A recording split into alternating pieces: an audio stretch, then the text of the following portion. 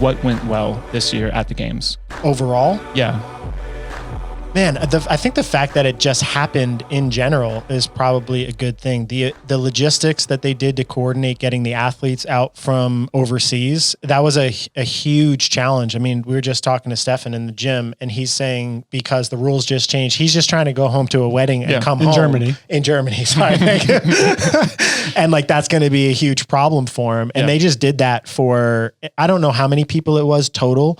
I think it was something like a third of the field was European. People who had to travel overseas. Yeah, European, Asian, Australia. It might even be bigger than that. It might be half the field. But they figured out the logistics of getting all of those people approved. I think they put COVID protocols in place. I don't know like how perfect they were and whether that means that the event itself wasn't a place that spread it, but they did something. They found some people who were infected and kept them out of the competition. Yeah. I think just overall, the fact that it happened was really good. I had a conversation with Chuck Carswell, who is like the head team judge. Okay. Can we get him on this podcast? Yeah, I think we can. So what I said is I met him for the first time, like actually met him. Okay. So I've been in these environments with them, but as a coach, I just stand there and listen to what they say. And I'm like, all right, like there's not like any dialogue where we know each other. So you're close in proximity, but super far in distance in terms of relationship. And then he happened to be walking by in the airport and he was like, oh, it's really nice to finally meet you. And we talked for 5 or 10 minutes. And the feeling I got when he was talking about was just of such gratitude that he could get out of his little COVID bubble and see these people that he's built a life with over the last decade, like colleagues, people on both sides, athlete, fan, business, like all of it. And it was cool to just get the experience. Yeah, it's interesting. Even as the sport continues to grow, and I think we saw a good step again towards future growth with Noble taking over with Rosa in charge now. Like I think the sport's in a good place to continue to move on forward. But it still has a very familial component to it. There's a lot of people who've been around the sport for 6, 8, 10 years who just know each other. And it's always fun to get together at these sorts of things and see people that you haven't seen for years and years and catch up with them. But I imagine that guys on the other side of the tape are limited in their ability to have those kinds of interactions. Yeah, for sure. I mean, they're busy. Like the amount of people that it takes to orchestrate that. So even just little things, people are not hired and there's like 40 people lined up on the side of the team event. They are carrying these big ass 500-pound worms across the field. I saw a woman like getting smashed in the face by one. And I was like, man, these are the toughest people here. Like they're doing this all day long so that we could put on this community event. And just thinking about the magnitude of like organizing a on-site training group with 8 people and how difficult it is to then just project out and be like, man, it just gave me a fresh look at the whole thing. It really is amazing. It's pretty damn impressive. It's pretty damn impressive, but also like compare and contrast that, like not just the logistics of a competition that has that many moving parts, all those divisions, you know, all those athletes and judges and volunteers that you have to coordinate, but it also like I said, it still preserves this idea of a community. Like if you go to Arnold Classic, or what's another big like fitness expo, like that's the only one I really know. The LA Fitness Expo. You're not going to go there and just have like a conversation with people. You're going to be, you know, bombarded with vendors. Like they're going to have strongman people, powerlifting people over here. That was a huge community event where you are just like shoulder to shoulder with people who are just like in the same boat with you. And it still has that feeling. And that's what I liked about it. Yeah. I mean, I had a lot of conversations. So coaches aren't allowed in North Park. So the beginning of almost all my days was just the field, right? Yeah. So sorry. North Park is the open field that everybody with festival tickets has access to. They do outside events like the GHD, burpee over the hay bale, and yoke workout was on North Park, and the run, squat, clean ladder as a contrast was inside the Coliseum, which is like a basketball arena. So the floors are all laid out in different places. So in the morning, North Park is where we get to watch the workouts. And as coaches, we're put into just being fans at that point. So some of the coaches, they hang back in the expo hall and they watch on the TV. Yeah. I hate doing that because it's not always, especially at the CrossFit games, because there's a lot of badass people there competing.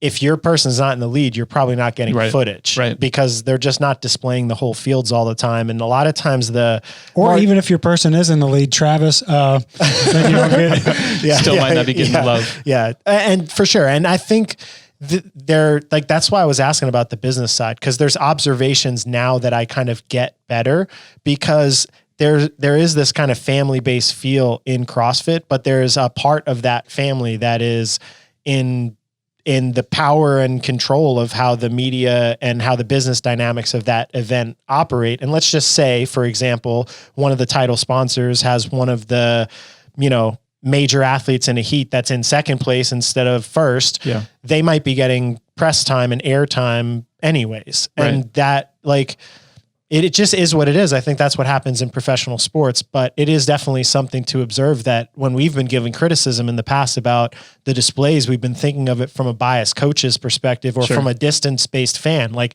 how do you watch this thing and see the people that you love that you've been training with every day and get to cheer for them when they're literally not in the frame and it's just like harnessed in on a leader? So I think they're interesting conversations to have. It's not necessarily complaining. It's just like a cool vantage point that I've built over the years, I think. Yeah, it's also interesting selfishly from a coach's point of view, if you can't be there at a competition. So like some of the semifinals, like I have athletes who compete in Australia. Like I can't travel to Australia and go to that semifinal.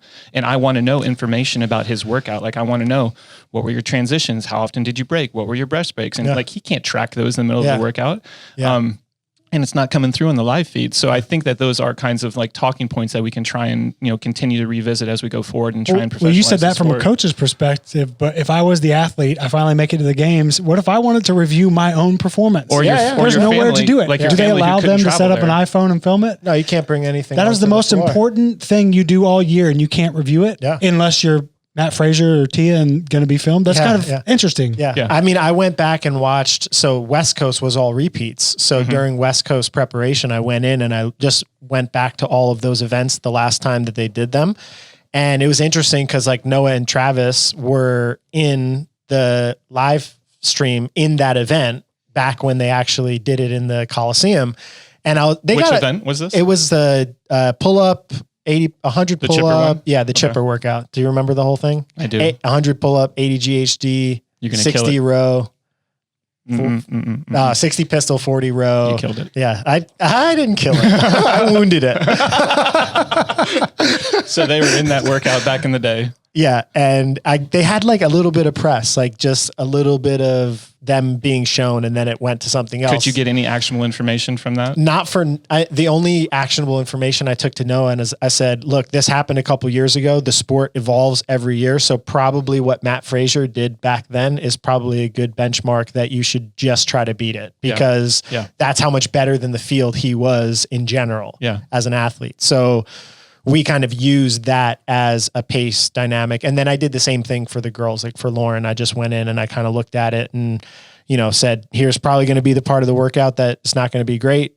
She did the workout there, but she wasn't in the footage because it was one of like her bad one. It was literally one of she sat down and she's like, if there's one workout that doesn't come out in a repeat, it's that one. She said that ahead of time? Yeah. I think the day before it came out. And then when it came out, I was like, well, you're almost guaranteed now not to be in a good headspace. Yep. But it is what it is. But that process it's challenging as a coach to look back and not be able to even see different body types. It's like, all right, well, T is the winner, but there might be an athlete like Annie who's bigger and taller that can give you some sort of a barometer for what a higher level, bigger athlete in the field does. And then Christy Aramo might be in the field as a littler athlete crushing it. Yeah. And so you have models of like, okay, how do these two different body types, I can then give my athlete better feedback. Yeah. That's how sports operate, but I don't know if that's how just an annual test of fitness needs to or wants to operate. Like, it's just a curious thing, is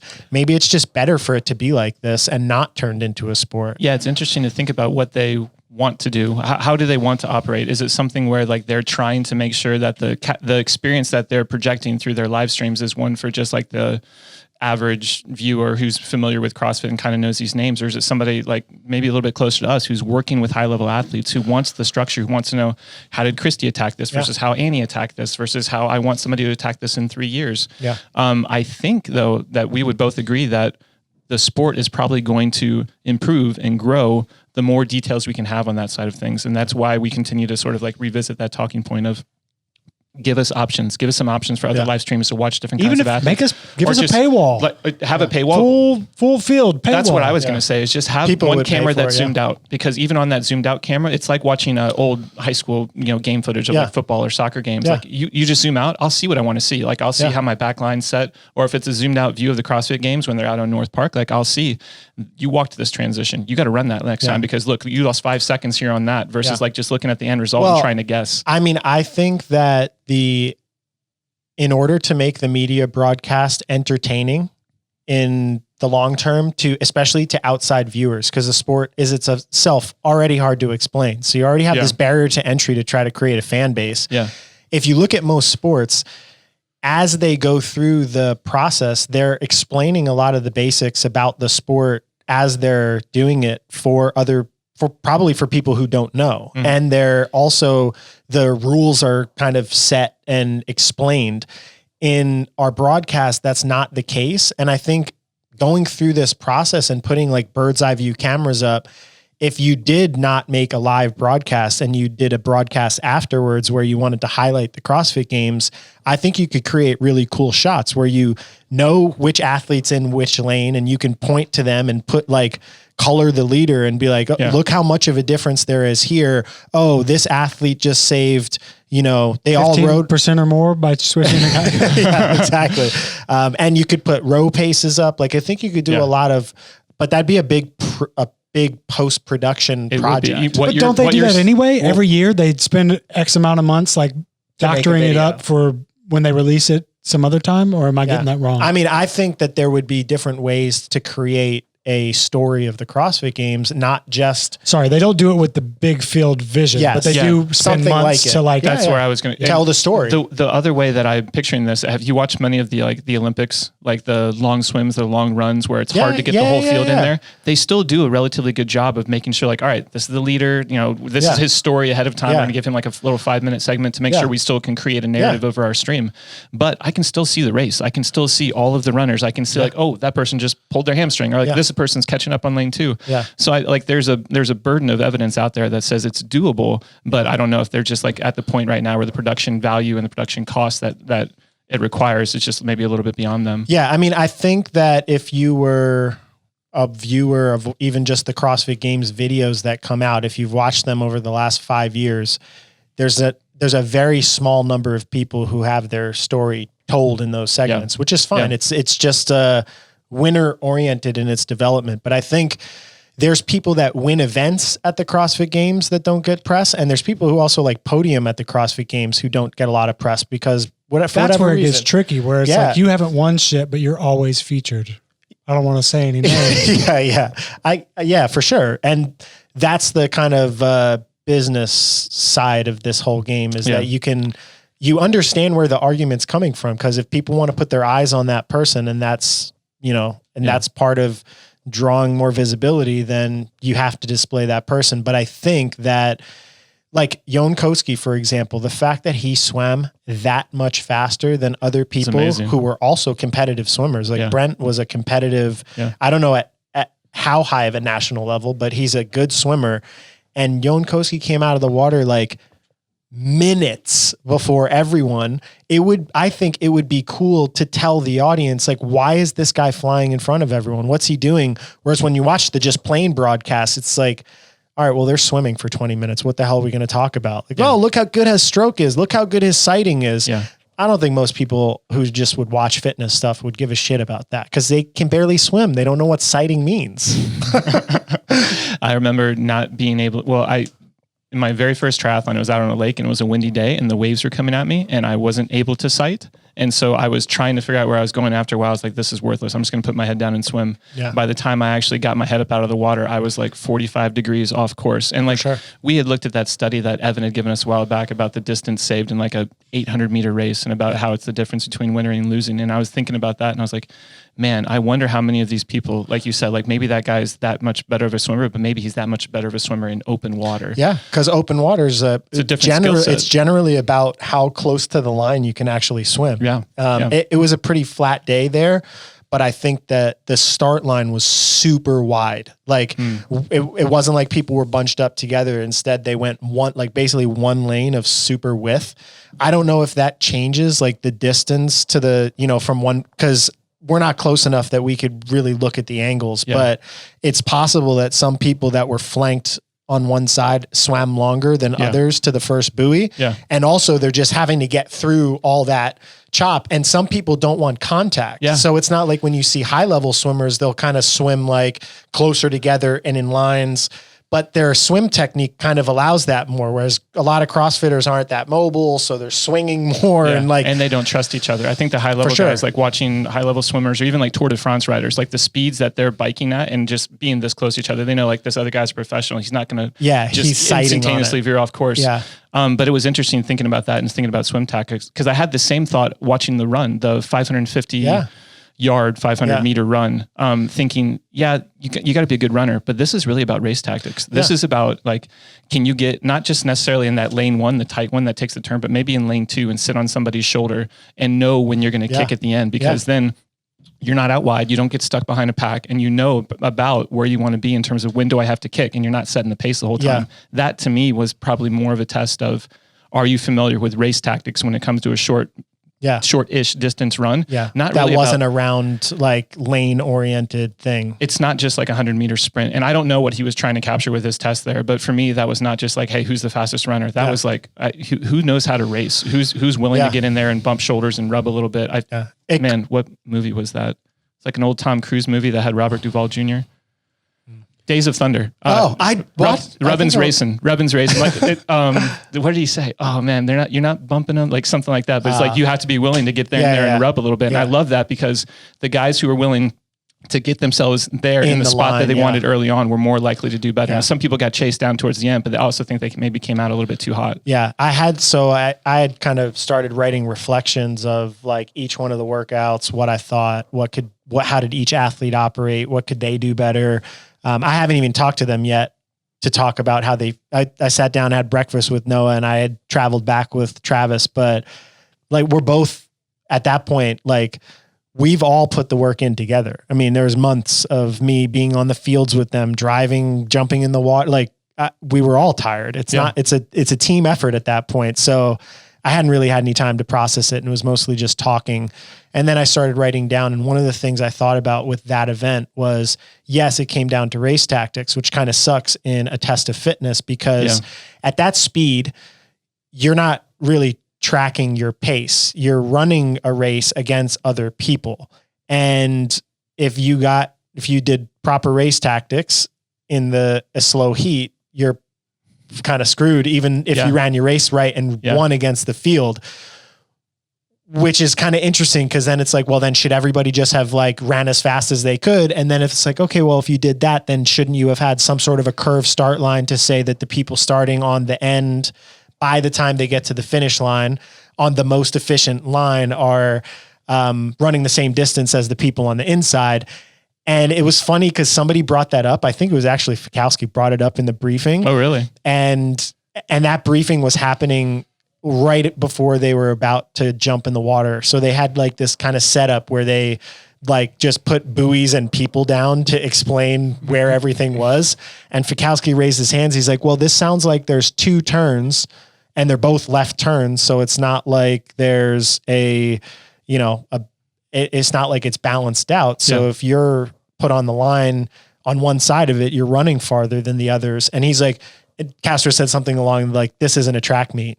And it's interesting because I'm like, it's not a track meet, but where's the line of getting adequate testing? And my solution to it was run that workout in heats and have the first one be the prelims, the second one be the semifinals, and the last one be the finals. And kind of like the Olympics where like 3 people or 4 people at the front of each race automatically bid into the next round.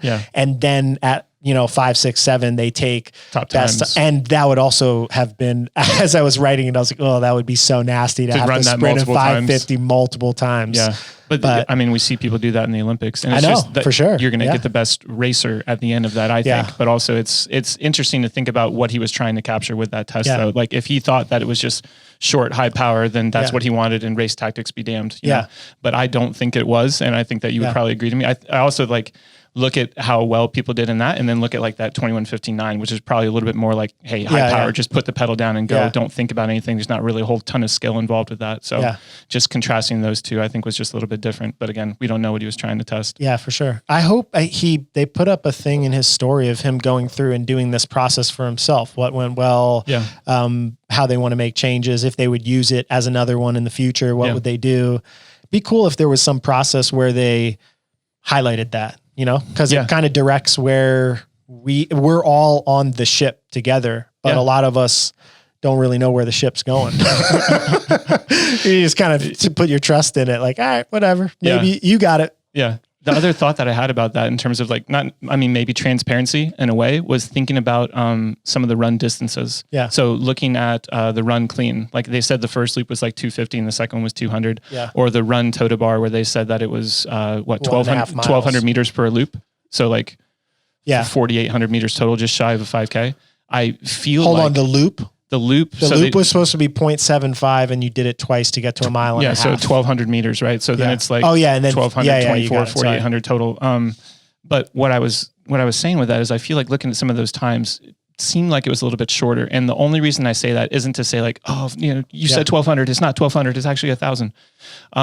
It changes how we would prepare people in terms of what sort of run paces they need to be able to hold. So like when we're thinking about run capacity training in our off season for our elite group, like, hey, listen, they said based off of these times and this distance that for a girl, you need to be able to hold a 6:15 or 6:20 mile pace. Oh, because they put that on the broadcast? Well, I think Morning Chalk made a post about that afterwards, and like thinking about that and being like, oh man, that's really fast. Like I used to think that 6:45 to 7 minutes was adequate for somebody at that level. And now it's like, that completely changes the game. And so it changes the benchmarks. Like it's separate from what's distinct, I would say, from other modalities in the way that they're tested, because the weight on a bar. Like now we know, like a clean ladder, you need to be able to finish at 350 and what was the last girls bar? 230. You need to be able to finish at these weights. That's an objective number. But when it comes to preparing people for a run event now, it's like, oh shit, like, is that really right? Do they really need to be able to run 6:10, 6:15 back to back, like a 5K with 90 toes to bar? I am not so sure about that, but that's one of those places where it's like, hey, transparency matters because it changes how we do things in the off season when it comes to preparing these athletes for that level. Yeah. But I don't think that it's in their best interest to make it easier to prepare for if it's supposed to be the toughest test of fitness. Sure. So I think they automatically have a cognitive bias that makes it so that they're not going to want to give us the information that would make our jobs easier. I wouldn't argue with that one bit. Yeah.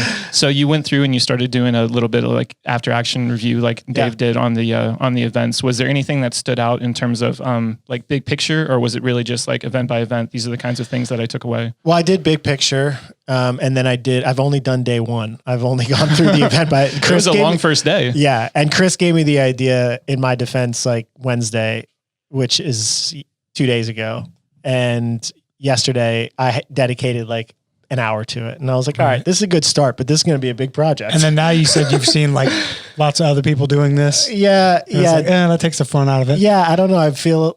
Part of me feels like, okay, whatever. It's okay to kind of be doing what other people are doing, but I was doing the event by event reviews, and then I saw Noah posted them, and then I saw Vellner posted them. I was like, now am I just like jumping on the bandwagon? Like on that same boat, we've for a year now been like designed with DSGN. Yeah. Every fucking company, it seems like at this point is let's be a four letter no vowel thing. When I was at the games, I saw Mayhem made a Mayhem Freedom with all the vowels, and it was 4 on top, 4 on bottom, and I was just like, oh, shoot me in the face, let's get out of here. We're bringing the vowels back. I sent him a text message, I think on Monday, saying that we need to figure out a way to make that as it's written in the English language. Understand why they should do it with the last names too. I was trying to picture Noah's last name without the vowels. It wouldn't grant very well. No. May or might. Yeah. That'd be Myrrh. It's like Tur. He's sponsored by Turmer. Myrrh sponsored by Tur. All right, anyway. You got through day one. That's all I did. I got through day one. So if you're going to ask questions on that, I don't have that much, unless we went through them and I kind of reference back and kind of look at it. But it was, even day one was kind of a roller coaster because, and just weird. I find that your self-concept, I was sitting and having breakfast with Noah. I'll get back to where we're going.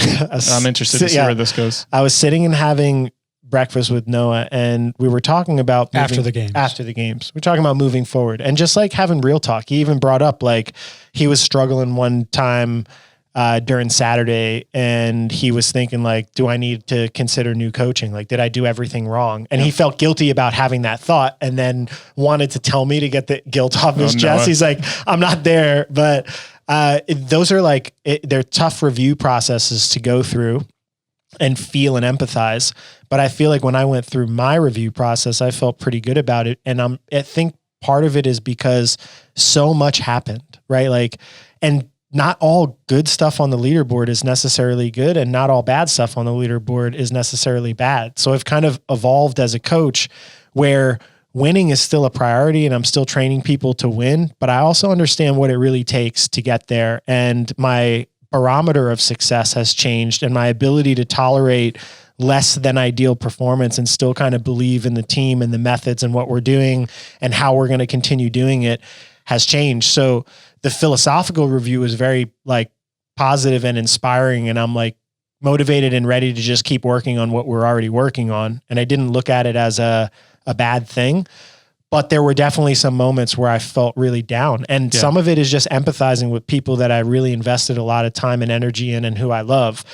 To give you a good example, would just start with workout number one. And I'll just do 3 of them. I think Travis performed pretty well on that and he took 10th. And we kind of, when we saw that event, his swimming's been pretty confident, long grinding endurance stuff, the test grip. I'm like, you're pretty good at this. Just keep yourself in the race. I don't know what that means. I think it's just going to depend on how fast you can get out of the water.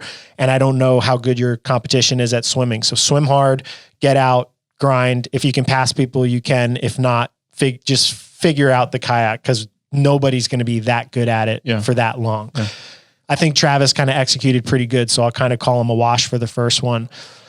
Then Noah has typically done really well in swim-based workouts at the CrossFit Games and come out with the lead pack, like after the outliers. Generally, he wouldn't be like with the outliers, but he'd come out with the lead pack in a swim.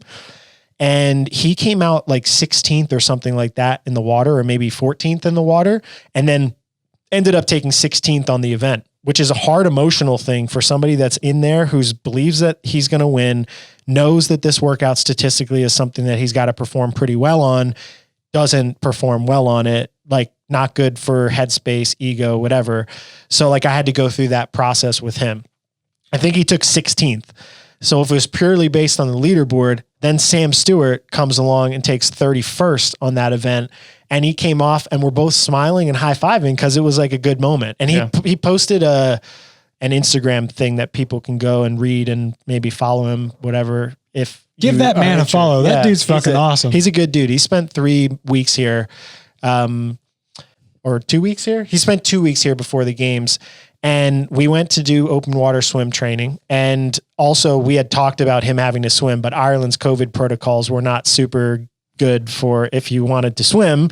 So he didn't really do any open water swimming. And I think his goal, because he had never made the CrossFit Games, was make the CrossFit Games. And then it was kind of like, oh shit, you actually made the CrossFit Games, but you might not really be prepared for what you're actually going to do now because a lot of the training was just getting you there. Now that shift has changed, but getting back to the story, he comes here, we go to do open water swim training and he goes out like 50 yards. And in my head, I'm like, this guy can't fucking swim. Mm-hmm. Like he can move his arms and he's not like dying and drowning, but just the speed that he could propel, what I'm used to in watching CrossFit Games athletes and what we've done with our training group with Kyle's guidance and just like understanding what it takes to be good in the water for body line, breath timing, kick cadence, just all of that stuff. I was like, oh, he's about to get thrown into the fire in 2 weeks. And this is the first event.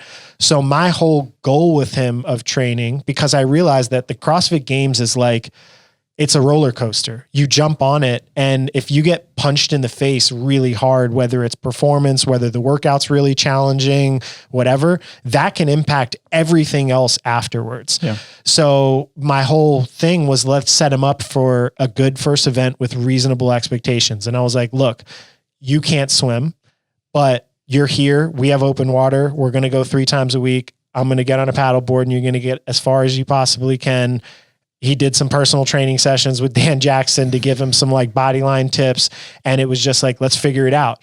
He finishes the event and he took 31st, which to me, I'm like, he had to have come out of the water near the back and passed a couple people on the kayak. I was like, fuck yeah. You just started the CrossFit Games. One of his intentions was to come out of the water proud on doing it. And it was this super proud moment of taking 31st. As a coach, I even just thinking about myself 5 years ago, I don't even think I could have had that because I was so laser focused on my work winning. Like that was the only metric. I think I had like the Fraser or Froning mentality of coaching, but not the skill to support it or the people to support it.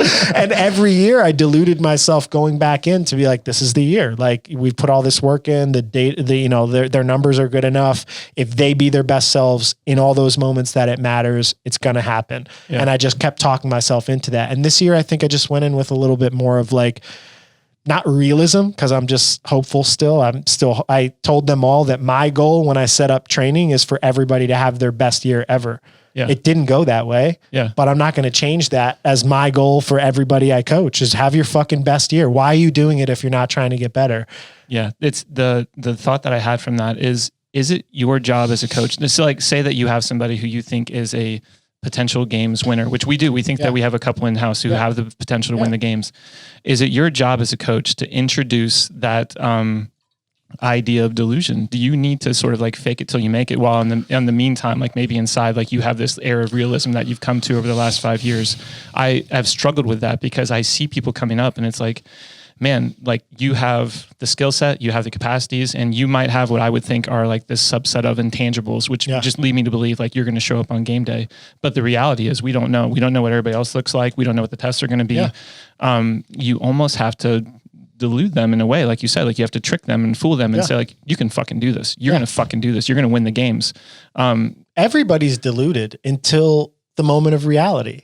Everybody is the champion until they get there and they're like, oh, I'm not the champion. Would you actively try and create that for somebody? I think it depends. Like I didn't do that with Sam. I know I've been to the CrossFit Games and I've watched him train against the people that he trains with as a rookie he has 7 years to develop skill sets, and just watching his progress in the last six months, if he wants to be as good as he possibly can be at the sport of CrossFit and become a professional CrossFit athlete in the same way that I've seen Travis or Noah or some of the other high level competitors in the field, I know that he can be like, great. Yeah. That's a lot of ifs though. It's also a lot of time. And like, maybe he doesn't want that after seeing it. Who knows? But trying to put that first experience in, we're like, oh, this is the year when you don't have a lot of the skills, and you know you don't have a lot of the skills because you're not an idiot. Like there's a time and a place for it. Yeah, right? Like he can see it. I mean, I talked to I listened to a talk that Patrick Vellner did with the Morning Chalk Up guy, and he was talking about the swim and his expectations going in. And he was like, I just was trying to finish top half. I know I'm not a great swimmer. I haven't done well in the swim events before. And I'm like, all right, well, everybody's got to be a little pragmatic. You can't be a complete off the rails, I can win the games with no data or skill sets to support it. But once you get close, at that point, it now without Matt Frazier, and who knows if Justin Medeiros can, support that and become that. I don't know if that's the case, but once you get close enough, I feel like it's about cultivating that mind state and figuring out all the intangible things that go into just being able to express it when it matters. Like if you go in and you look at who hit as close to their 1 rep max snatch as possible after that workout, like everybody just fucking destroyed their arms. Everyone was just holding a dumbbell overhead, doing heavy jump ropes, climbing up a wall. Why are some people able in that moment to step it up? Is because they were closer to being winners? Is it the heavier athletes? I don't think that's the case, because Guilherme or Guy Mileros won it. And I don't even know if he was near his max. He might have won that workout at 40 pounds less than his 1RM snatch. I could have watched that dude lift all day. Yeah. Man, those looked amazing. But it's interesting to think about the variables that go into that, though, because watching the games versus watching, go ahead if you Hold on. I just wanted to make sure. I talked about the athletes on the first workout, and Sandra also, we had set expectations that this would be her best endurance event because she did open water swim training here. She felt comfortable in the water. She had been doing long stuff. She was a collegiate rower, and we legitimately went into that. I don't think it was delusional, thinking that this could be a good endurance-based event to start the CrossFit Games. Like, it's not a 8-mile run, which might cause a little bit more of like, that's going to be a tougher one to really take points away on. It's going to be a grind and a tough way to start, but it is what it is. This was kind of like, we had kind of good expectations, and then she finished almost last place. She had said she couldn't figure the actual kayak out. So you have all these things going on with multiple different athletes, and you're absorbing the emotions and trying to think critically about, okay, well, I know in order to do good at this, you got to forget that as fast as you possibly can, not make any stories up about what it means about the future events or cuts or any bullshit. You have to fuel yourself up. You got to get recovered mentally, and you got to get ready to do the next thing that they're going to ask you to do. Yeah. How do you do that? And you only have limited amount of time to talk to them, and they're farther away. So it was a challenging, it was just a challenging experience overall. I think that's a skill set. We talked about it a little bit while we were there. I think it was Wednesday night that we actually sat down and had a conversation after what was, objectively, maybe a little bit of a disappointing day one. But I also think that what we learned from the athletes is that there is a skill set to competition. Now, again, you might gloss over it and say this is an idea of an athlete who has the intangibles. And where I wanted to go with this is thinking about the dominance in terms of some of the individuals. Why is this sport unique in terms of the same athlete on the female side is one for 5 years? Prior to that, it was Fraser for 5 years. Prior to that, it was Fronin for 4 years.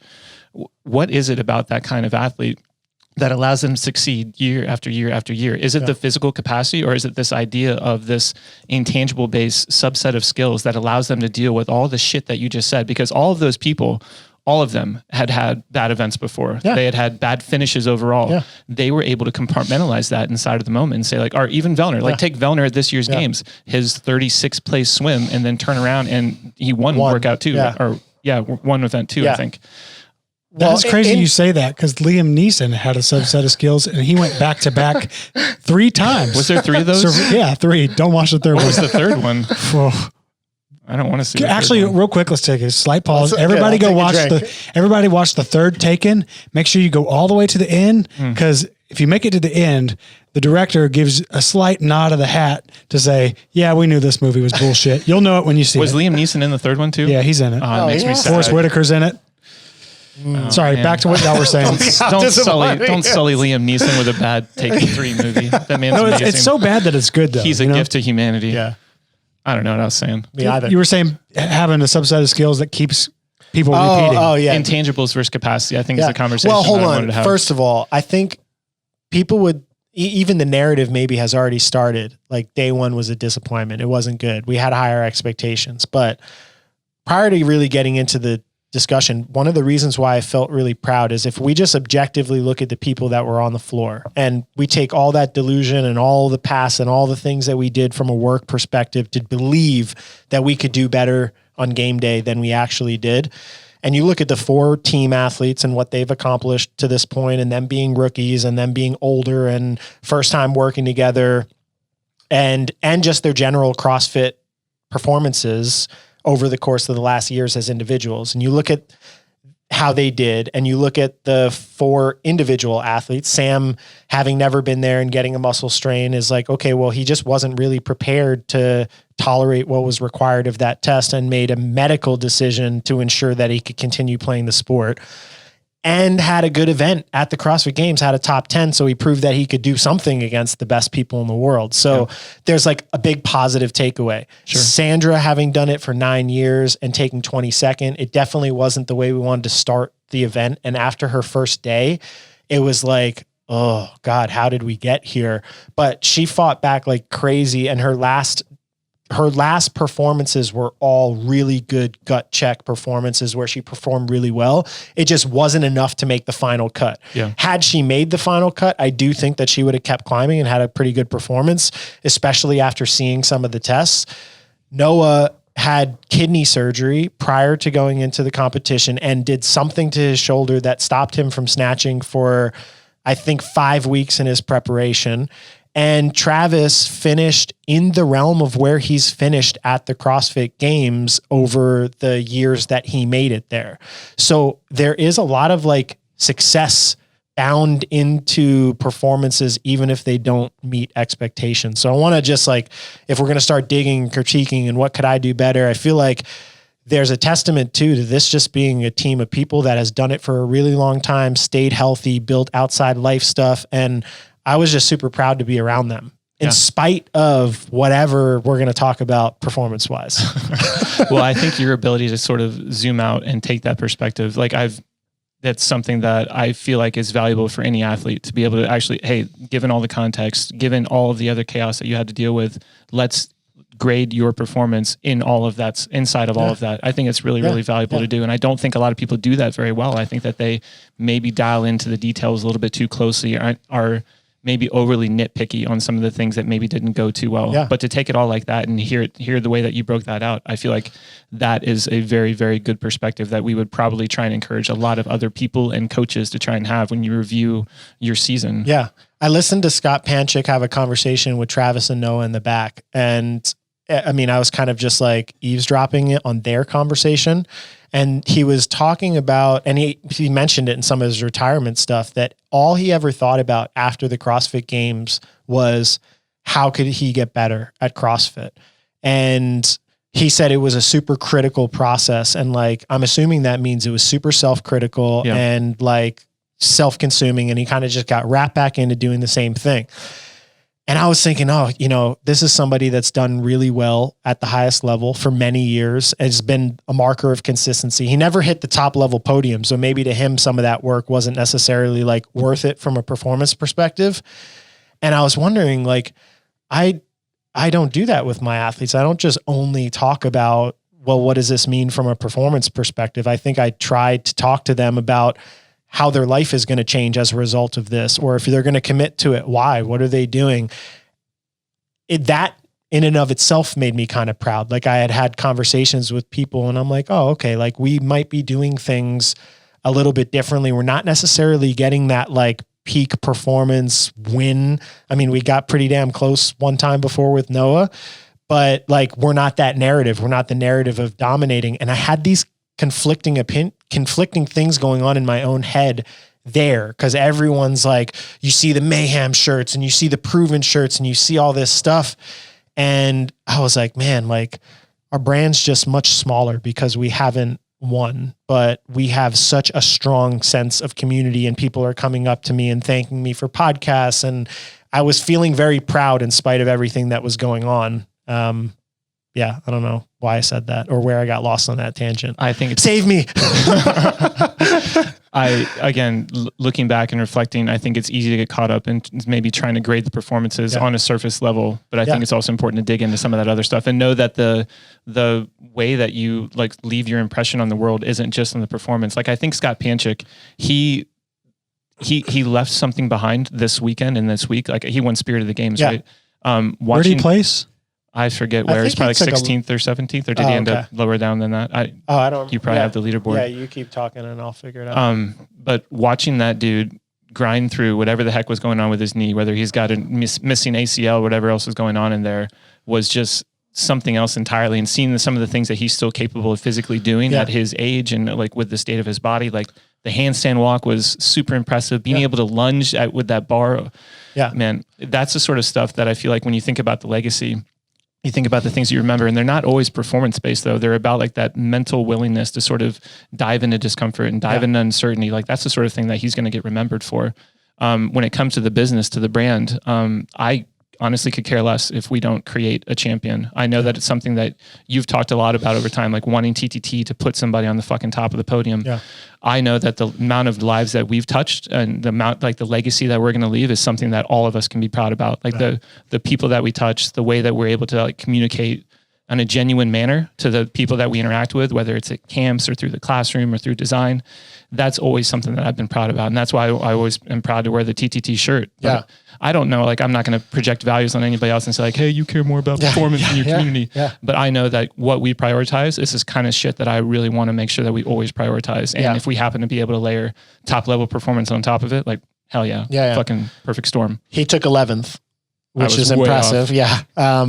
But I would bet that the conversations he has with his brothers who are much younger than him would be different than the ones he had in his own head from experience, which I think is kind of like, it's almost like your veteran duty if you become world class at something to pass information on to the next generation to help them do it better, more safely, more intelligently, more mindfully, in a way that if you're top 10 in the world in something, like the fact that people hang their heads in shame or frustration at that level of performance is crazy. Like regardless of whether it's a Matt Frazier who just fucked up and took 10th and just has this unrealistic standard that I got to win everything.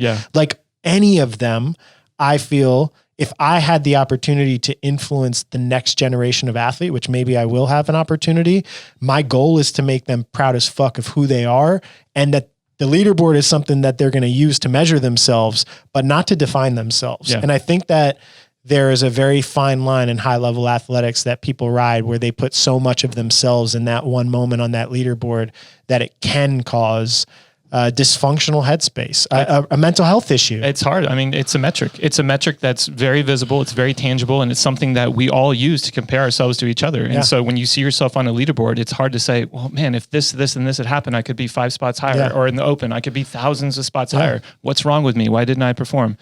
But one of the things I wanted to ask you about was the Panchik situation, the familial environment.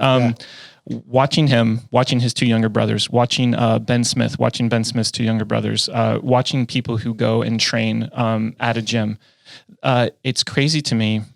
I maybe this is the way to frame it. Do you think that his younger brothers are good because they have good genetics, or do you think they're good because he was good? Both. I think both as well, but it's interesting to think about it because also like I think Dane and Alec are different than the Smith brothers are different than the Panchek brothers. It seems Alec established himself as an elite male individual in the sport, but he operates very differently than Ben, even in skill sets, what he's good at, how he plays the sport, his movement quality. Like literally they're almost like polar opposites. When you look at the Panchek brothers, you could make an argument if you rewound time for 5 years that Scott is those boys. That's where I was going with that is I feel like in some sense watching the Panchik brothers, it was just like, it was this idea of like, this is genetics, right? This is genetics at play, but it's also like they move very, very similarly. And the other thing that I saw was I was back in the back when the masters were warming up for their snatch and I saw Guido Trinidad and he's warming up his snatch. And I was like, holy crap, that looks like Noah. And Ryan was sitting there and he said the same thing. That looks like Noah. And thinking about the amount of years that they spent training together, the similarity in their body types, you take on the characteristics of those people around you. So whether it's for good and for bad, but now you get the lead guy, Scott and Ben and whoever else, your lead guy is an elite guy. And now you're mirroring yourself off of an elite guy. So more often than not, the good is going to outweigh the bad. You're taking on his movement qualities. You're taking on his mindset. You're taking on all of the little bits and tidbits that he's able to share with you about the sport. How much of that do you think is something that can be then mapped over into a training environment where you don't necessarily share the same genetics? Does that make sense? Well, I mean, I think Haley Adams with Froning definitely picked something up that she's been there for multiple years. And she also has Tasia as guidance. So I don't know how much of it is like her getting elite individual female guidance versus getting male guidance, but it's going to be interesting now because like you absorb all those behaviors when you're younger, I think subconsciously. You're not really thinking about yourself. That's how mirror neurons work, right? Like you watch something and then you can mimic it, but you're not thinking about the details of it. But as we evolve and all of us get older, like there's no way around it. I don't think that you can continue to mimic because you have to start to express in the world the way that you are and the way that you want to. It's going to be interesting because Haley Adams has been really, really, really good. Like her taking fifth, making it, I think she was fourth last year. She's proven for a bunch of years that she's really, really, really good. But she hasn't won the CrossFit Games for 5 consecutive years. Will she? Maybe. She's young enough. But if she doesn't, what are the characteristics and traits that she's going to develop and cultivate and pass down through mirror neurons to the next generation? They'll be different than Froning. And like Noah and Travis, they I'm sure Sam said he came and he learned something from all these athletes. He's probably looking at them and saying like, oh, he does that really well. Like, I'm going to take that. But he fucks himself over by this shit he does. So I'm not going to do that. Because it's so much easier to be objective looking at other people than it is to look at yourself. Yeah. You know? Yeah. Like, so I feel like sometimes, and I'm going to say this, and I don't know how accurate it is, it's almost better if those interactions are not necessarily like overly verbal. I don't think good athletes are very well equipped to verbalize the kinds of things that they do well. Yeah. And I think that a lot of people are guilty about that. I think it's why, people look at a high level athlete and they think, oh, he's going to be a great coach. Look at how good he is. I think honestly, like it might be the other way around. I think that to get to a high level, you have to do a lot of things really well, almost unconsciously. Yeah. It has to be at a level where you're not overly thinking about it, where you're not putting too much attention into the details. Sure. Yeah.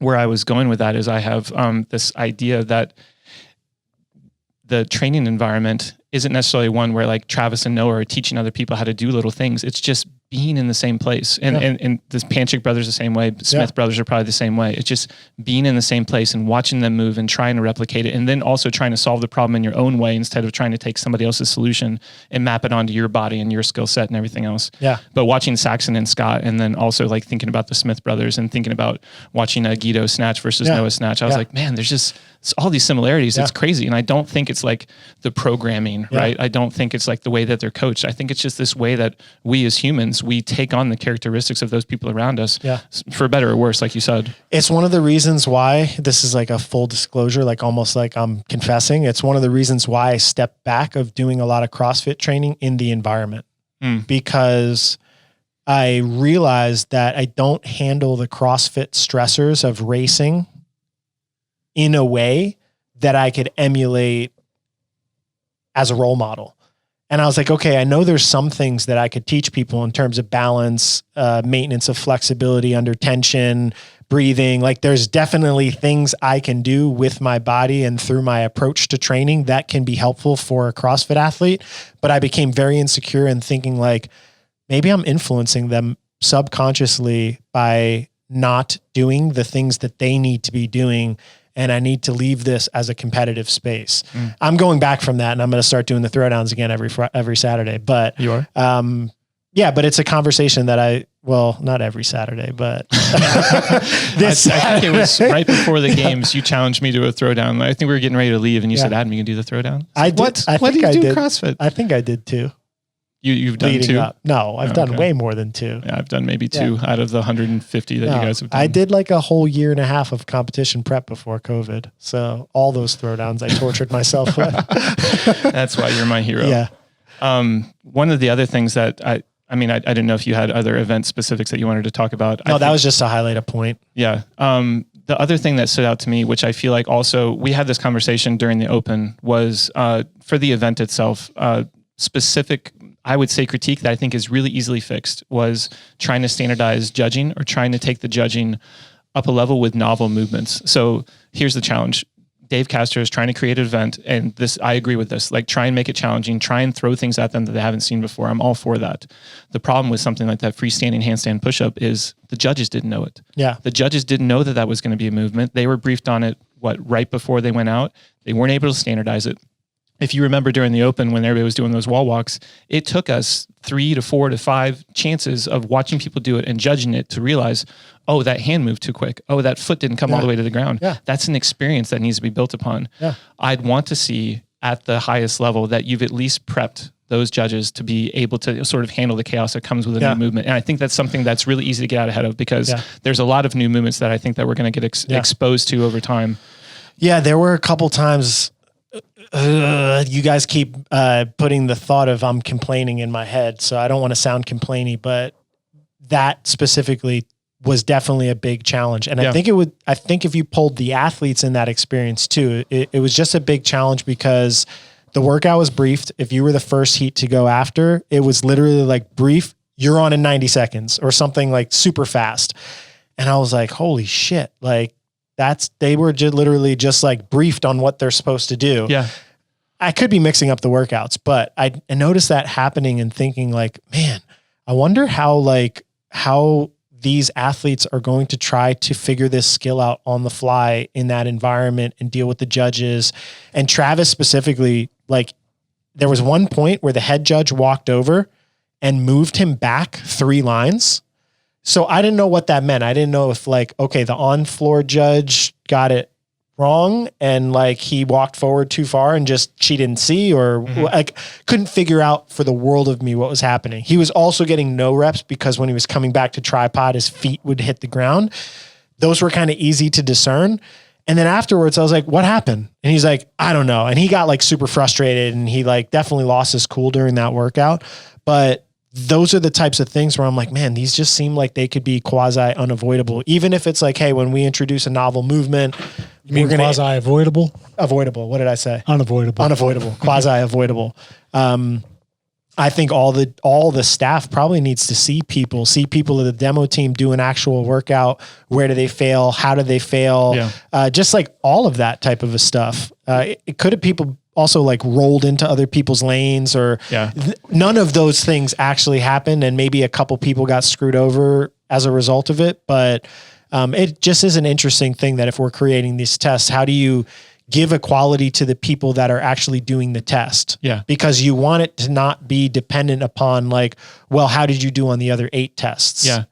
Where I'm going with that is I love the fact that we are going to try and test these people on things that they haven't played around with. I think that's a great skill set to have, to be able to adapt on the fly to something that you've never seen and figure out, oh, when I'm doing a tripod, my head has to be here instead of in between my hands, or I can kick with my feet in a straddle versus my feet together. I love to watch them solve those problems, and I want that to continue inside of the sport.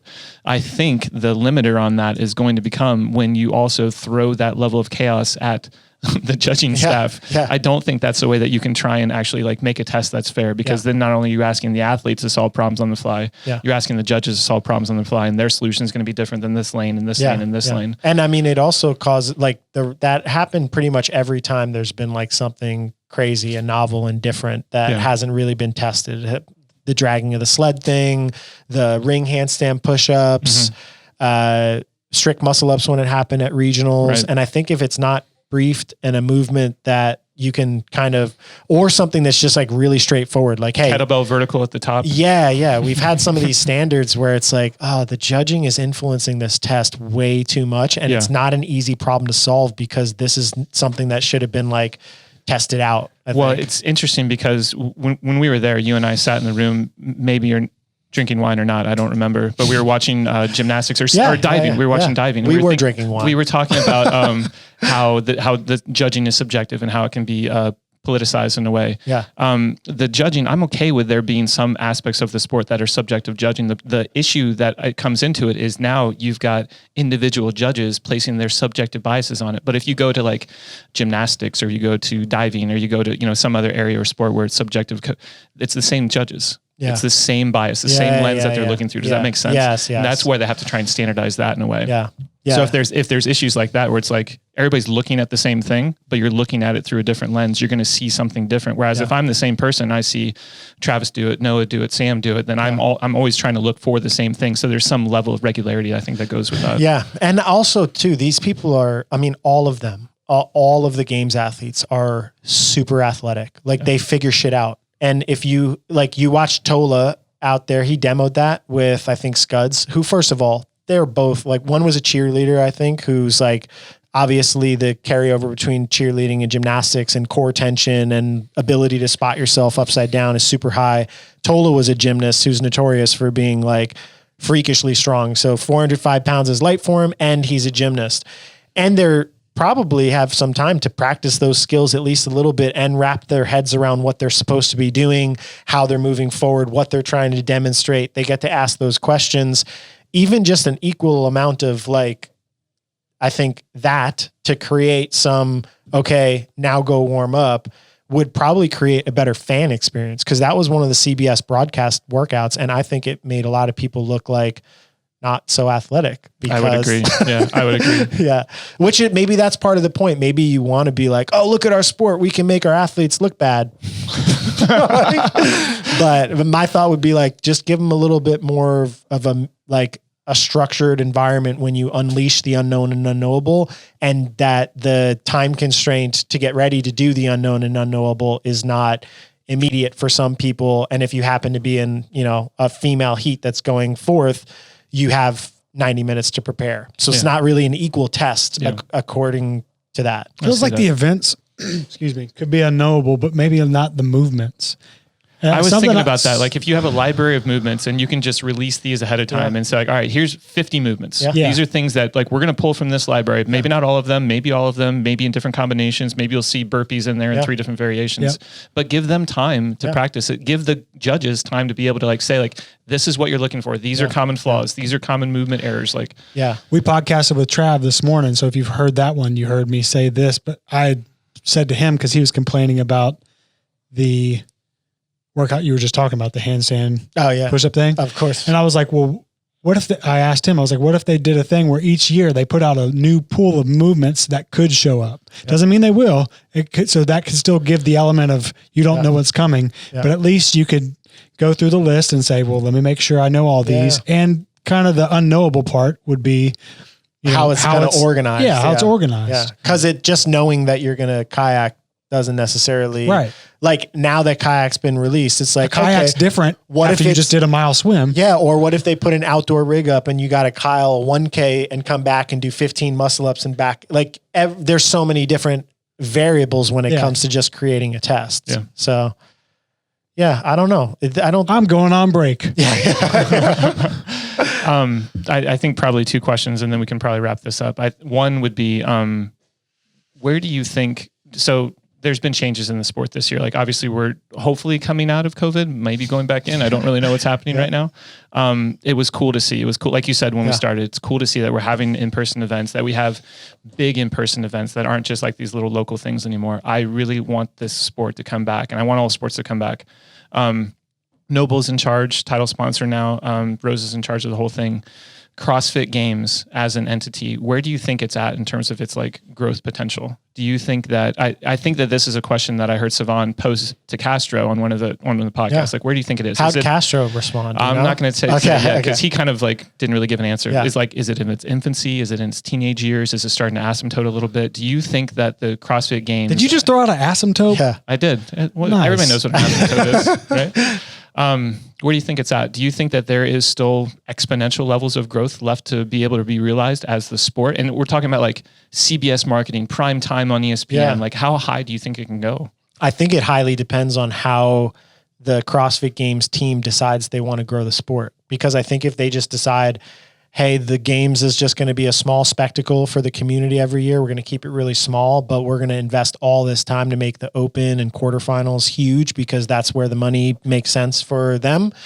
Then, I think there's exponential ability to get general people to do a CrossFit Open or a CrossFit Scaled Open to keep them accountable every year, especially timed after January when most people put some sort of New Year's resolution on after their whole year of debauchery or whatever they do. So I think there's huge upside there. I think there's upside in numbers. I think based on what we saw, there's upside and potential.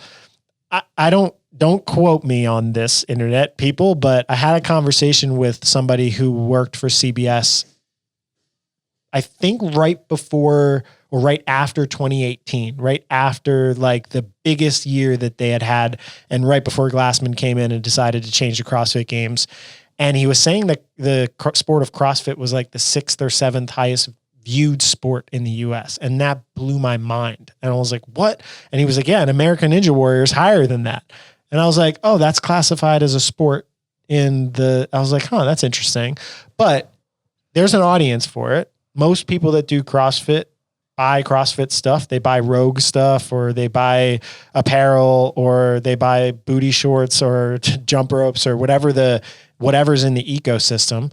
And there's a lot of people that like watching people do high level fitness. So it seems like if you got a high level production team involved in figuring out how to do this, that there's a lot of upside.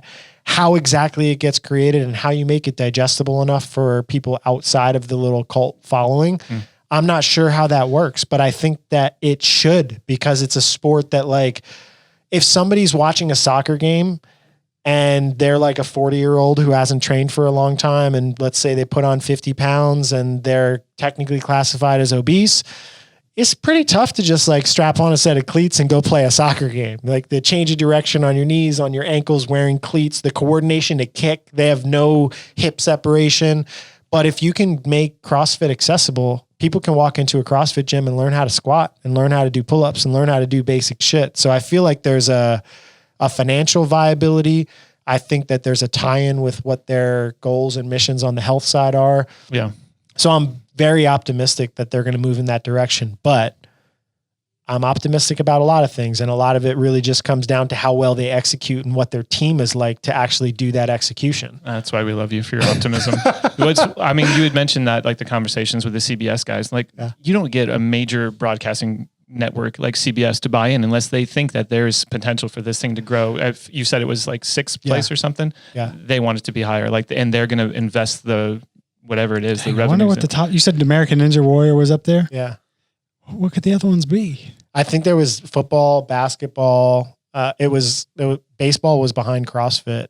Golf. See, that's my point. Cancel baseball. Can we be done with this fucking sport? Baseball is behind CrossFit? Oh my God. I think in terms of it's the worst total thing ever. Views, but probably not if you looked at like the World Series final, right? Because a lot of it could be that the World Series is the final. I was saying the final game of the World Series. Yeah, okay. Like if you're comparing peak viewership, I don't think that I see. Yeah. I see.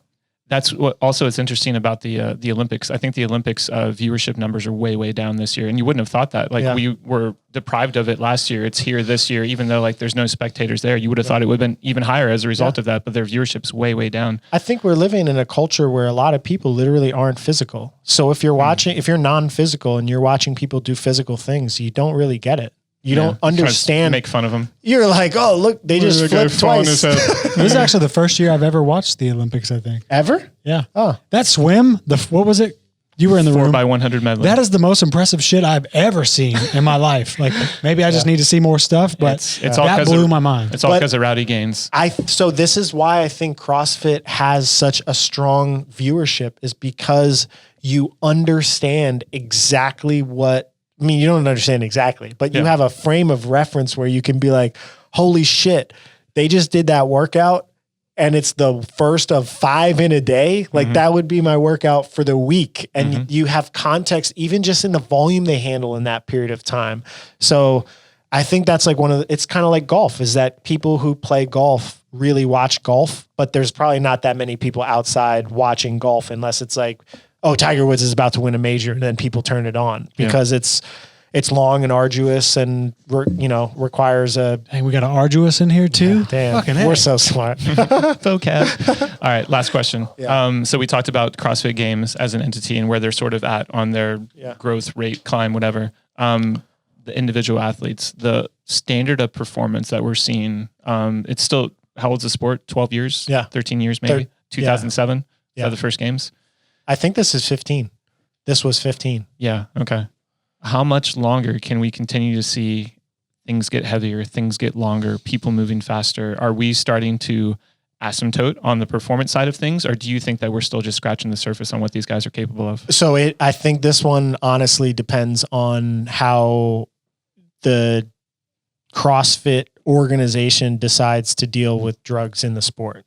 Because if drugs are regulated at the level that they're regulated at right now, then I think that a lot of people can probably continue to get around it and perform at the highest level. And I'm not saying that they're all doing that. I honestly think that most of the best athletes in the sport are probably not using, but I know underneath that, in the broad spectrum and the broad pools of people that are striving for semis, like I know it's super common, and I know that a lot of people are open about the fact that they take it while they do this. And it really does change, I think, what the human body is capable of if you're allowing for drugs in sport. You saw that in weightlifting when it cleaned up. Yeah. You saw the numbers go like poof down really quick. If you set the standard as something that's unreasonable to obtain without drugs, people are going to take drugs to figure out how to realize it or whatever. And I'm sure that there's ways people are skirting it now.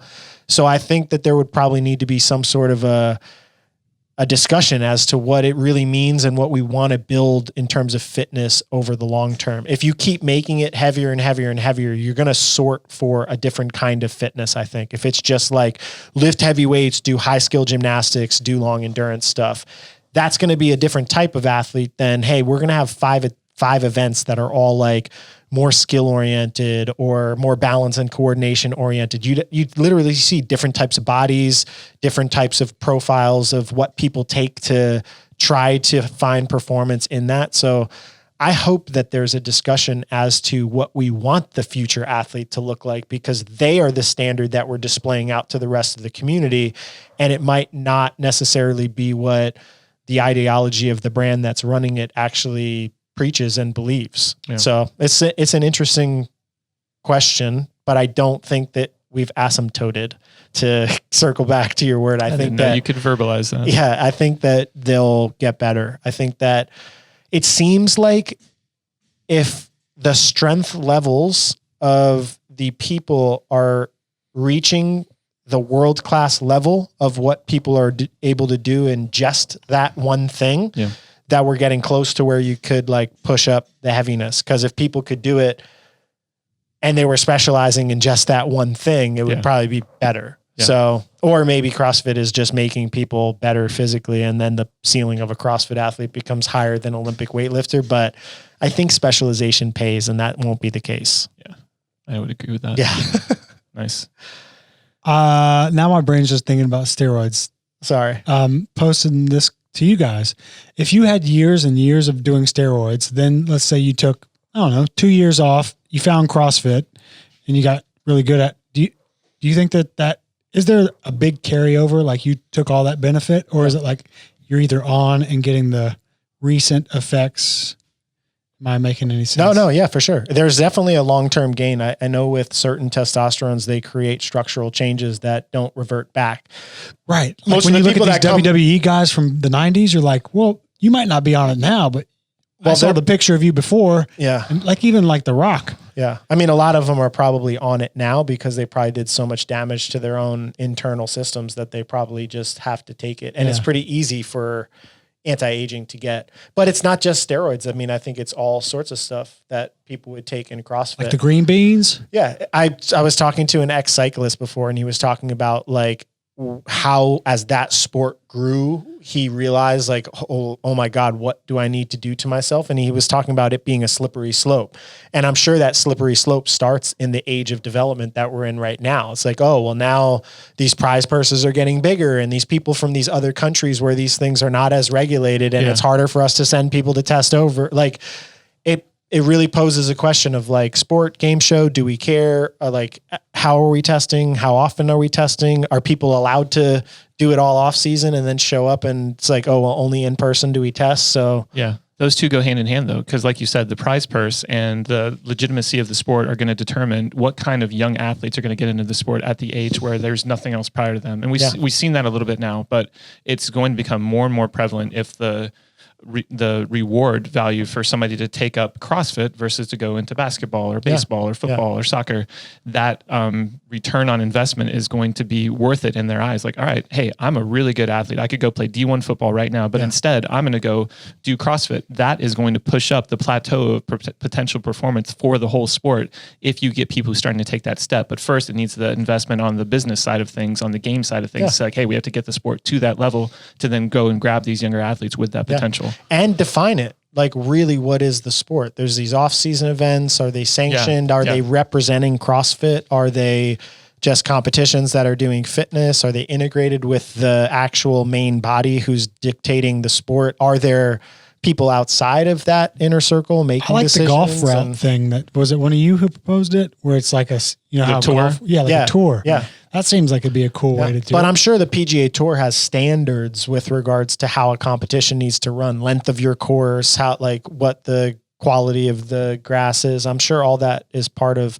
So that is in that same model. CrossFit would be doing that. They'd be looking at the programming of this event, saying, I don't really agree with this, or the time cap's not got to be this, so this many people finish workouts. Like, it's interesting to think about CrossFit in that way and think about where it's going to go, and also know, like, we have no control over that decision making. Like, we're just kind of along for the ride and being like, all right, well, we'll keep coaching athletes in this sport, and if this sport doesn't exist, we'll figure out how to coach athletes and people, and do our thing. Well, there's some precedent for them outsourcing that work to other competitions, right? That's basically what the semifinals they kind of did is. it. Yeah, so it's like they had a little bit of oversight with sanctionals and like semifinals too, right? Because MAC and West Coast and Granite Games, like they didn't say, here's your programming, here's how you have to test it. They maybe gave some guidelines and feedback, but that was something that existed outside of the umbrella. So you could maybe picture that happening over the course of a calendar year, where you have 5 of those events, 6 of those events, and then you take a point tally that accumulates over the course of the year. But they're not going to be those events. Like, looking at the MAC, they really only had the individuals and the teams competing. Yeah. They're not going to be able to, I don't think, make a large amount of money in the running of that with that as the group. You'd probably need like thousands of competitors like you have at Wadapalooza to actually make it something that's feasible. But then if you have that, what does it take away from the individual experience? So that brings in, what is the sport? Are we trying to make it just a highlighting of the cream of the crop, or are we trying to make more inclusive for the community so that more people in boxes can participate in competitions that are safe, properly run? I feel bad that they even have to think about any of that. Yeah. They're probably sitting there like, man, we started this as a fucking fun thing to do in the backyard. And now we got to worry about creating a sport. Fuck me. I think they're probably pretty happy. I think. It definitely has its upsides. Yeah. But I'm sure they were like, fuck, we didn't think this through. It's probably definitely concerns that they didn't think about back in the day. Yeah. Well, I think also that's a good thing, because at year 2018, Glassman looked at it and was like, what has this thing become that was supposed to just be a backyard barbecue? And I wonder if he was pissed off about the Monster Energy. I wonder that. Because they're owned by Coke. Yeah, I kind of liked that. I know some people.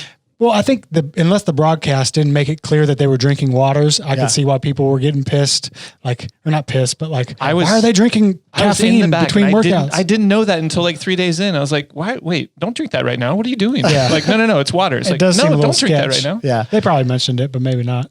Well, no, though, they told it in the athlete briefing. They had said that. No, I mean to the viewers. Like, because to the viewer, it just looks like, man, Travis just chugged a Monster after Get that done with the workout and just pour a Monster over your head. These people are savages. It was cool to see the whole community over at the Monster just caffeinated all week for free. Yeah. Can we get that at our gym? I could only have like a quarter of those things. They were way too strong for me. I've been going very low caffeine lately, so. Because of Michael Pollan? Sounds lame. No, I'm not. I'm only through like the opioid section. It made me want to be like, I'm growing poppies. Which ones are those? Poppies? Yeah, like what does it do? I'm not entirely sure the way. You know what? I'm not even going to try to paraphrase, because people listening will be like, that's wrong. That's not the chemical structure. Come on, after Arduous, I want to smoke. I give drug use advice. I want to smoke podcast. opium. Yeah. Listen to Michael Pollan's book, or read Michael Pollan's Arduous book. Asymptote sounds like one of those. You create a new account on some new platform and they like spit you out a screen name until you change it. That's my Xbox gamer tag. Or like Arduous when you're on Asymptote. Google and it's always like frustrated gorillas on your Google sheet. Right. The Arduous Asymptote is looking at self B45. All right. Cool. All right. See you. Thanks for listening. Thanks for being part of TTT, and Goodbye. bye.